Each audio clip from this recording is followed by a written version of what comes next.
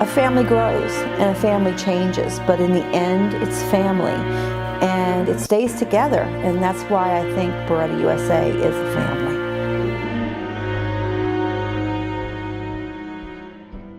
As a young man, Mr. Beretta always wanted to have a manufacturing facility in the United States. He worked tirelessly and met much resistance, but never lost hope. His dream finally came true when in 1977 he acquired FI Industries, Inc. From 1977 to 1979, 3 general managers were sent over from Italy. In the summer of 1979, Mr. Robert Bonaventure became general manager.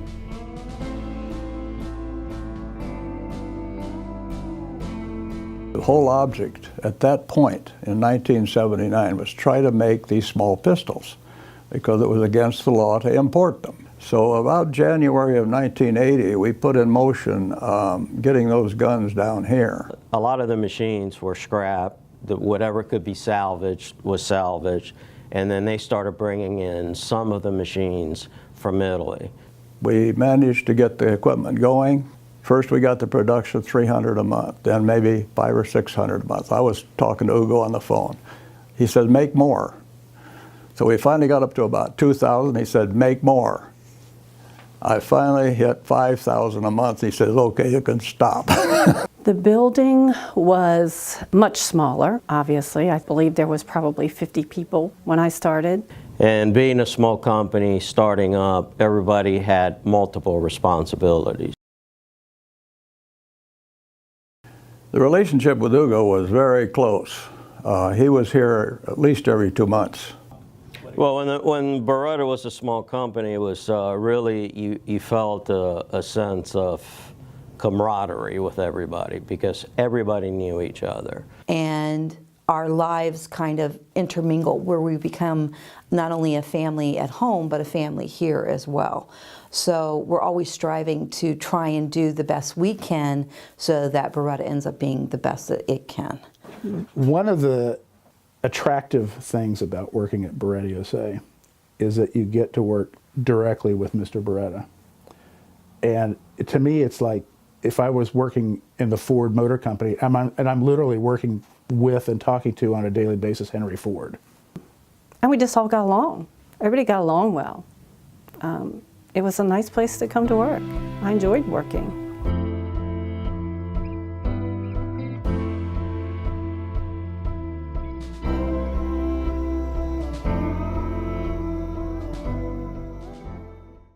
When we got the M9 contract and we're working on the proposal, Marie Catterton was his assistant and did the typing of the proposal for the M9. And that's a gigantic book. It's like 600 pages. I had a call from my wife. The congressman here had called for me, and I was at the show, so he told my wife, Beretta won the contract. So she called me, but before she got a hold of me, she got a hold of Ugo. So Ugo was the first one to know that we won the contract. He was jubilant. You couldn't hold him down. I mean, it was a big deal for you to have a government contract of that size. We had about 90 to 120 people at that time prior to getting the contract, but we had to ramp up to about 550 people, and we had to put in place all the departments. Well, some of the challenges that we experienced when we started here is basically the same challenge that we have today, was getting people that had any experience whatsoever. I mean, this is not a manufacturing area, as we all know.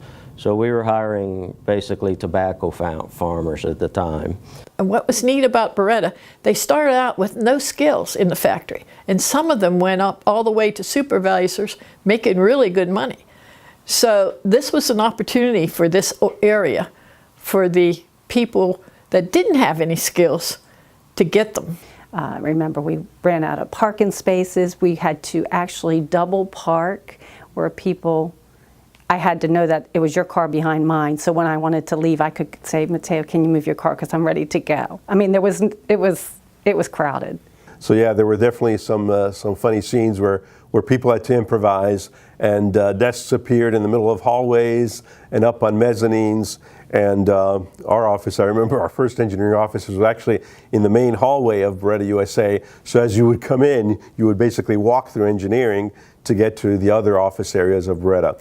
In the factory, I mean, the building just, I don't know, tripled in size, you know. We were running out of space in the offices. Sales and accounting were in the same space, but divided by file cabinets. As the M9 started, we had to expand. We needed new warehousing, we needed new shipping, we needed new manufacturing floors. So we went through all those bump and grinds of, you know, walking through mud to get from your car to the front door. And we were a fairly small marketing and sales and service department. We had, I'd say, probably 17 people. As the U.S. market grew in size, more responsibilities were put on Beretta USA. And of course, when it blew up, there was so many people, you had no idea who people were. Well, when I first started at Beretta, my first impression was just a very dynamic company, because at the time, we were setting up all the machines from Beretta, Italy, to basically replicate the M9 manufacturing process exactly as possible here in the United States. So there were a lot of people, a lot of machines moving, a lot of things to learn very quickly. When it was announced that we had won the contract, it was announced during the SHOT Show, and I was not at the SHOT Show. And to be honest with you, my reaction, I think, was different than everybody else's. Everybody was happy. Like I said, I was not at the SHOT Show, but everybody was celebrating, having a good time, and I was sitting in my office thinking, oh my God, because I knew the work that laid ahead of us.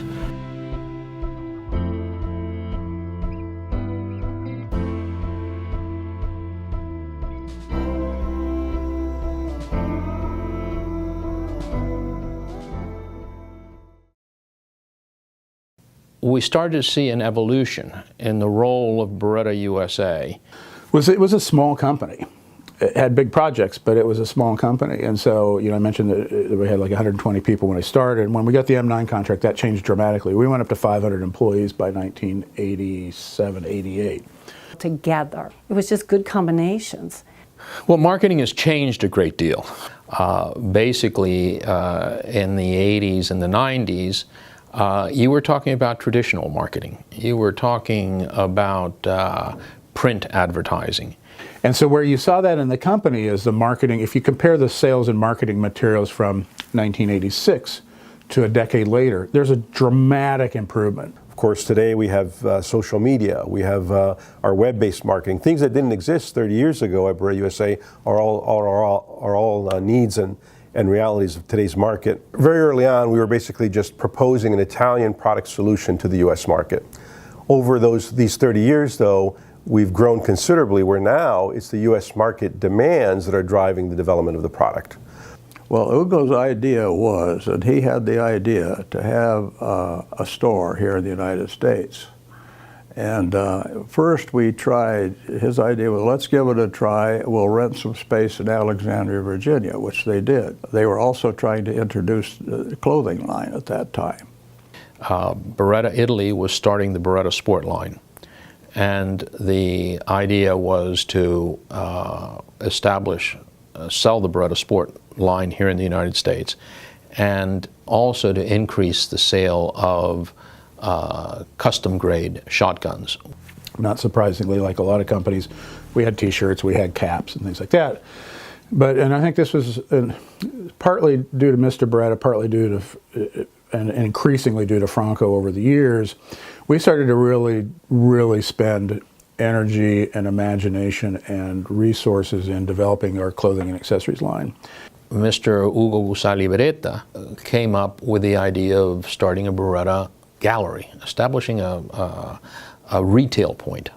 We basically had no knowledge, so it was learn as you go. But eventually, after we had a certain amount of experience, Mr. Gusali Beretta said, I want to go for the big time. And that was when the search for a Beretta gallery location in New York started. But again, it was the guns that brought people in. You could walk down Madison Avenue and see all these big name designer labels and so forth, empty. 2 or 3 good looking girls inside standing there.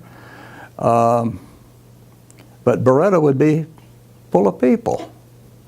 And then after that, the Berettas started opening stores in Paris, London, Milan, other locations. But the U.S. operation was kind of where things started.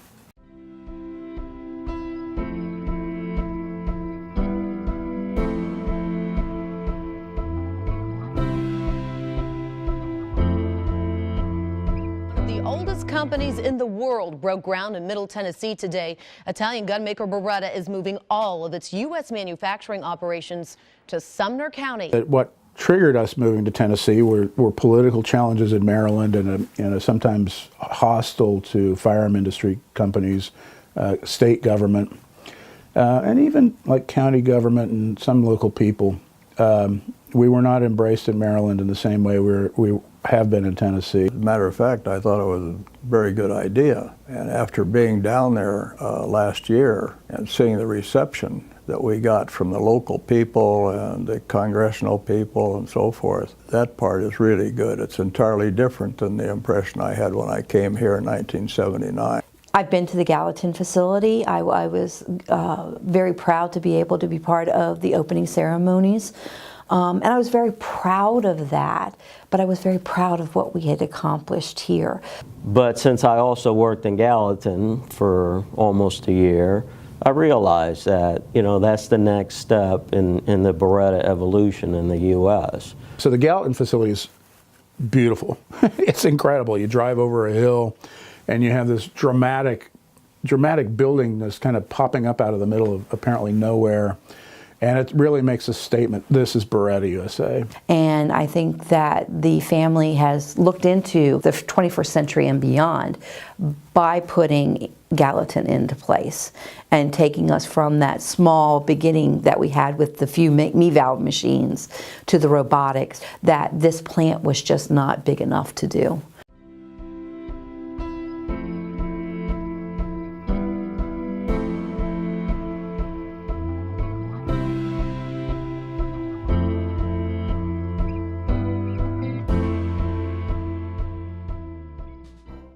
Beretta USA in the future looks like a company that never stops growing, never stops improving itself. In the future, I think Beretta's just going to continue to grow, continue to have a great brand. I see Beretta getting into more and more diverse businesses. People here respect each other and they respect what we're all trying to accomplish. And I see, like a basketball team that gets a rebound, everybody turns immediately toward the goal and we all head in the same direction. And I think Beretta USA has been very good at that. And I attribute that to the leadership of Mr. Beretta as well and the Beretta family. Mr. Beretta treats everybody like family.